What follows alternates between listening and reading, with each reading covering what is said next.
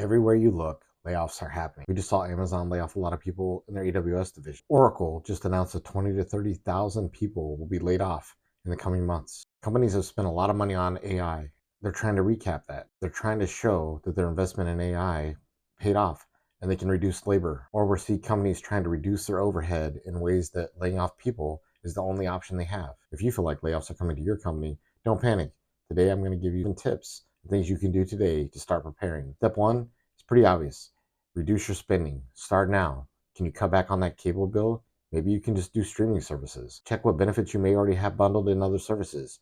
I use T-Mobile. T-Mobile gives you Netflix. Apple TV has a discount. Maybe that's all you need to survive on. Stop eating out. Cook at home. Pause those big purchases. Controlling your spending is one of the most important things you can do. If you look back at my tracker video, the one that I'm in a tracksuit on the cover of, if you take a look there, there's a free download. That download will give you one, a budget, and also give you a net worth.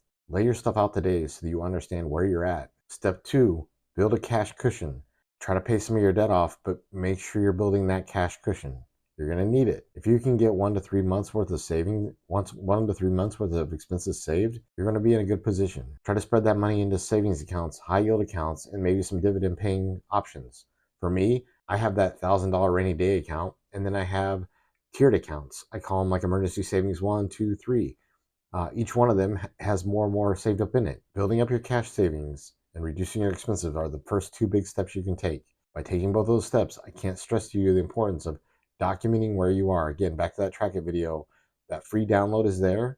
Take advantage of it. Figure out where you are. As you budget your money out and you start recording actual money expended, how long could you live without a paycheck? If you do get laid off and money gets tight, housing should be first thing. You need that shelter to cover yourself. And in today's world, you're probably going to need a phone. So maybe you can do away with TV and internet and just use your phone. Those are going to be hard decisions you may have to make in the future. But let's try to be smart. Let's make sure we're recording our money that we're spending now. Get it under control. I know you have memberships and streaming services and things you're not even using. Take a look at those. Cut them off. Step number 3, get your resume ready. Make sure it's good. You should always have a resume up to date. Depending on where you work, your work may require that anyway. Just have a resume that's solid. Step 4, start quietly networking. Maybe you have some old coworkers that you loved working with. Just reach out to them, see how they're doing. Start planting those seeds. If recruiters reach out to you, talk to them. It doesn't hurt to talk to anybody.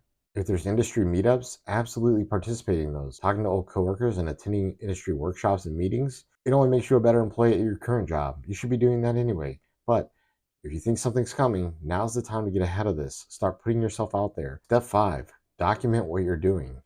I'm not talking about proprietary things like that. I'm talking about if you get laid off and you start interviewing for jobs, they're going to ask you about your accomplishments. They're going to ask you about things that matter, right? You need to be able to articulate how you've been able to bring value in your current position. You need to be able to talk about metrics you've improved, projects you've led. And if you have like employee of the month or any of that stuff, make sure you're capturing that in your resume. And as you develop your resume, be able to talk to it at multiple levels. Be able to have that 30-second pitch all the way up to that detailed in the weeds thing of what you've done. And the next step is have that backup income plan. What are you going to do? Are you going to Uber? Are you going to Lyft? Can you be a consultant? Is there something you're good at? Is there a hobby that maybe you can convert to cash?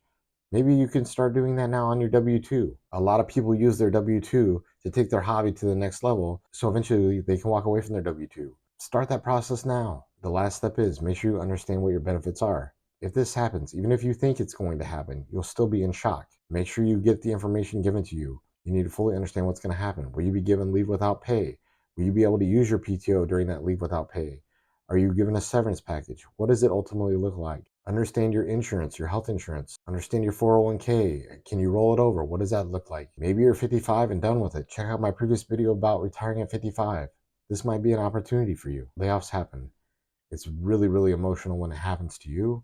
And it's just as hard for your manager to tell you you're being laid off as it is for you to hear you're being laid off. You may not believe me, but I'm telling you the truth. I'm also telling you that if you are laid off, it doesn't mean you're a bad employee. It doesn't mean you're an underperformer. In today's world, positions are unfortunately being eliminated due to budgets. It's no indication if you're a good employee or a bad employee. And while it might sound cliche to say, oh, things happen for a reason, so the one tip that I want to give you, and this is a little outside the box, and you have to do your own due diligence on it, because this is not going to be right for everybody. But if you're in a market where maybe there's a ton of people getting laid off with the same skill set and you own your own home, perhaps it might be worth looking at a HELOC or refinancing your house. Now, if you have a 2.5 or 2.25% interest rate on your home, that's going to be a hard pill to swallow to refinance into today's rates, but you'll have to look to see what the payment will be. If you have a 2.25% rate, maybe instead of refinancing your house, maybe it makes more sense to get a HELOC on your house. But here's what I would do with that HELOC if it were me. And I'm just giving you this tip because this is probably what I would consider doing if I thought it was going to happen. If I knew they were going to lay off 20 to 30,000 people at my company, I would probably get a HELOC while I have today's earning wages, and I would put that in a high yield savings account. I would use my savings and my cash and everything I have today and stretch that out as far as I could. I wouldn't want to take away from my 401k unless I absolutely had to, because that would be a penalty. And by the time that happens, you lose the 10% penalty, you're taxed, becomes 20, 30%.